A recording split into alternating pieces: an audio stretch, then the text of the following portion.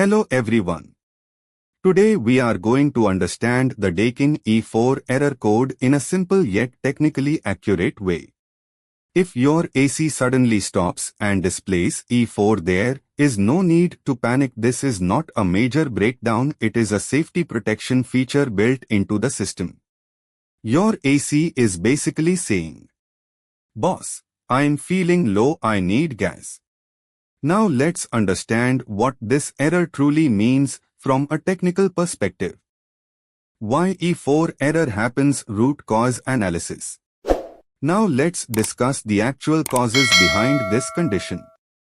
In approximately 80% of field cases, the main reason is low refrigerant charge due to leakage. Common leakage points include flare joints, brushing joints, service valves, coil pin holes. Other possible technical causes: blocked or restricted expansion valve, choked filter dryer, faulty low pressure switch, refrigerant flow restriction. But as a professional technician, I always start diagnosis with refrigerant pressure check. Never assume. Always measure. What does E4 mean?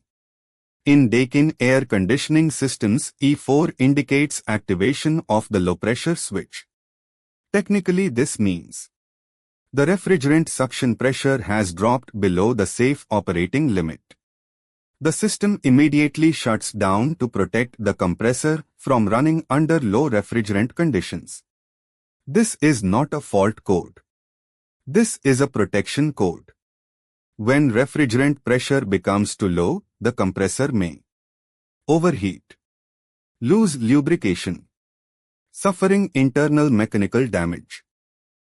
So, remember, E4 is equal to low pressure protection mode activated.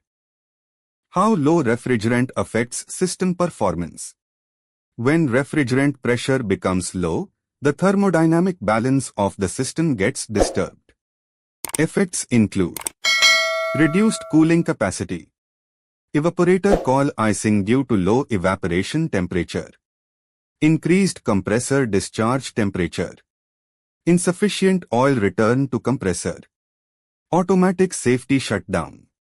Simple visual explanation.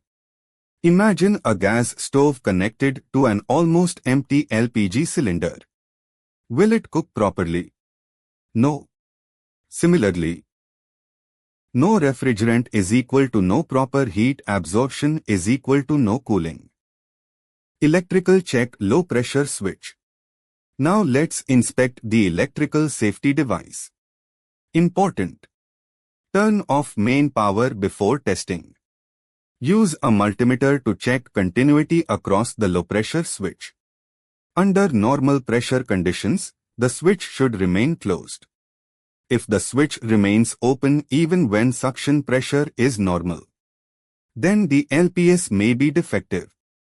Technician line for YouTube. Multimeter never lies. Never jump to conclusions without electrical verification.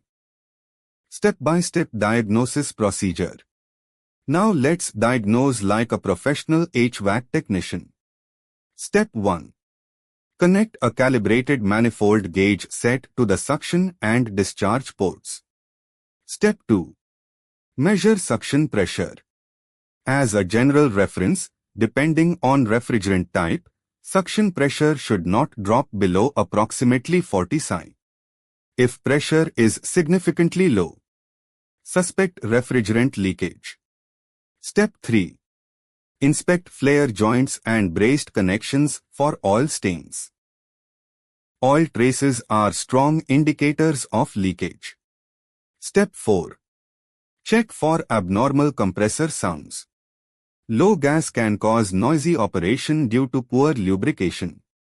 Professional technicians don't guess. They verify with instruments.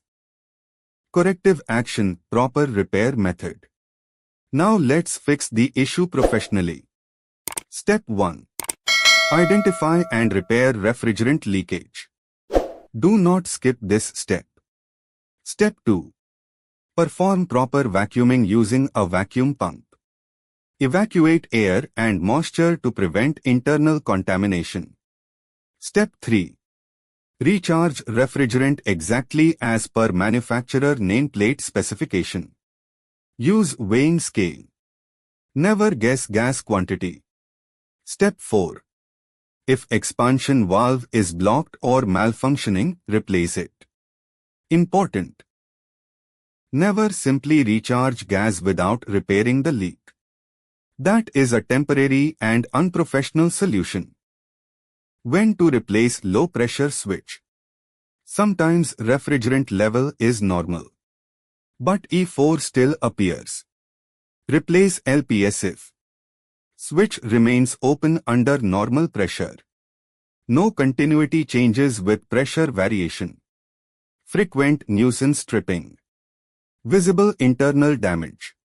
Important professional advice. Never bypass the low pressure switch permanently. It is a compressor protection device. Bypassing it can cause severe compressor failure. Conclusion, final technical summary. So, what did we learn? E4 is not a breakdown. It is a safety protection mechanism. It protects the most expensive component in the AC, the compressor. Always diagnose the root cause. Never apply shortcuts. Follow proper HVAC procedure. A good technician repairs the cause, not just the symptom. If this video helped you understand the Daikin E4 error clearly, like, share, subscribe, and comment below which Daikin error code you want next. See you in the next technical training video.